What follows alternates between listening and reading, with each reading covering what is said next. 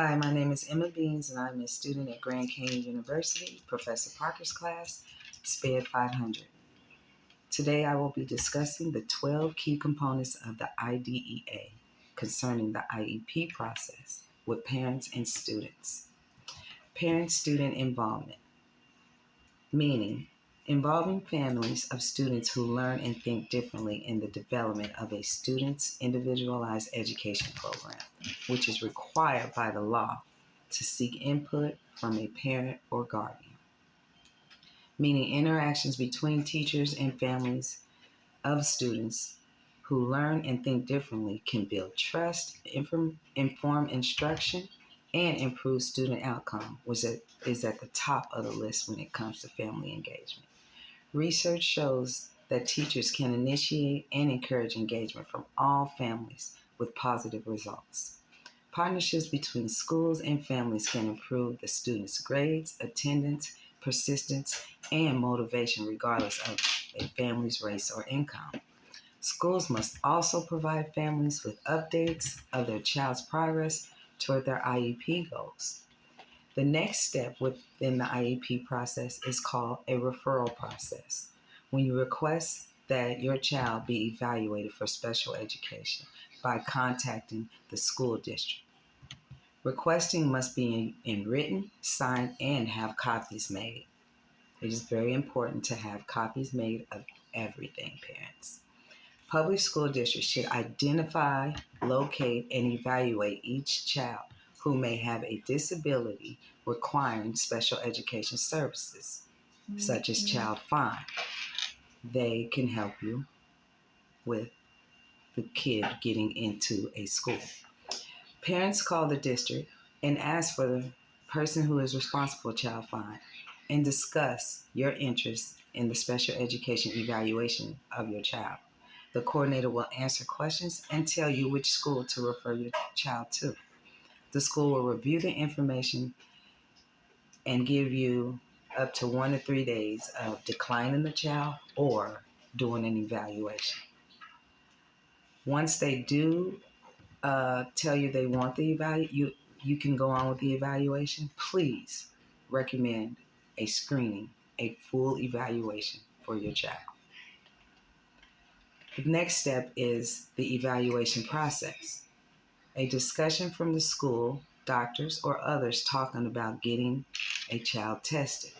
That can lead to a child receiving special education services and support, referred to as education evaluation, a school evaluation, or an education assessment. These are all evaluation processes. An evaluation can lead to the child getting support through an IEP program or a 504 plan. A discussion from the school or child doctor is very important while in the process, IEP meeting. The school and the family can agree on the needs and the evaluation and gather data, such as test scores and records for that child. The school must give questionnaires to parents also and make sure that the parent gives the input of how the child is doing at home as well. Have the child tested by school psychologists and see other professionals such as a speech therapist if needed. Observe the child in the classroom and other settings. Later, discuss the evaluation, find and decide if the child qualifies for special education. And it has to be determined within 60 days, parents. That is very important. The evaluation will give a clear picture of the child's strengths, challenges, and an understanding of how to help the child thrive while in school. Next step is the eligibility determination. After a child's evaluation is done, parents meet with the school for an IEP eligibility meeting to determine if the child qualifies for special education. The IEP team will discuss the evaluation and other information about the child. Parents can share their concerns and any other information they have. It is very important that you speak up at the meetings, parents. Please speak up. The IEP team consists of parents or the caregiver, the child's general education teacher, a special education teacher, school administrator, a person who has the power to over the school resources, and the professional who evaluates the child. And that can be many professionals evaluating one child or anyone else in the district that is invited to the IEP meeting. The IEP components that teachers and parents develop to help a child with learning disorders and other types of disabilities succeed in school. The IEP components are a roadmap of how the child will succeed in school. Every child receives an evaluation of whether they qualify for extra support, and if they do, it entitles them to an IEP specifically designed just for them.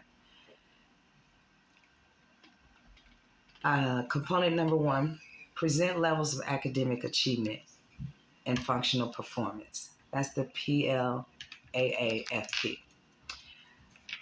Component 2, have challenging, ambitious, and measurable goals put in place. Have a description of the special education and related services or supplementary services available. Always have a method of measuring and reporting the progress, an explanation of the extent the student will need to be educated with non-disabled students in the general education setting, the date of service initiated, frequency, duration, and location of where the child is. Statements of the student's participation in state and district-wide assessments need to be part of the student's IEP process. Many parents do not understand how important it is to be a part of the IEP process, but you have to monitor the child's progress, and it is done quarterly throughout the school year by the teacher and the IEP team, but it is important for you to monitor their progress. There is an annual review process that you would have to also attend for your child.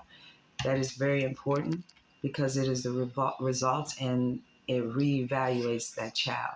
Either he needs special education or he or she doesn't need special education anymore. Parents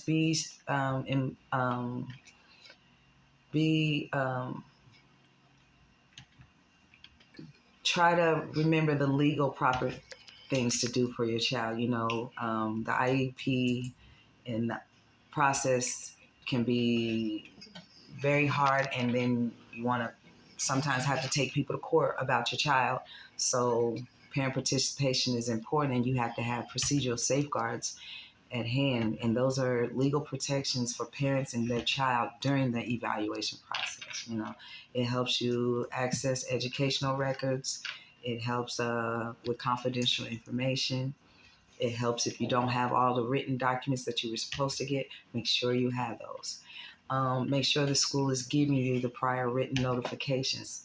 And if you're not getting them, make sure you update your information so you are getting them. If you need any help concerning your IEPs, you can find other services that can help kids. Students receive related services through IEPs, not only, through 504 plan, not only IEPs. So there is another method. Social workers can help you, and make sure you go to all types of training and counselings for your child. Thank you. My name is Emma Beans, and that is the end of my 12 key components of the IEDA concerning the IEP process. Thank you.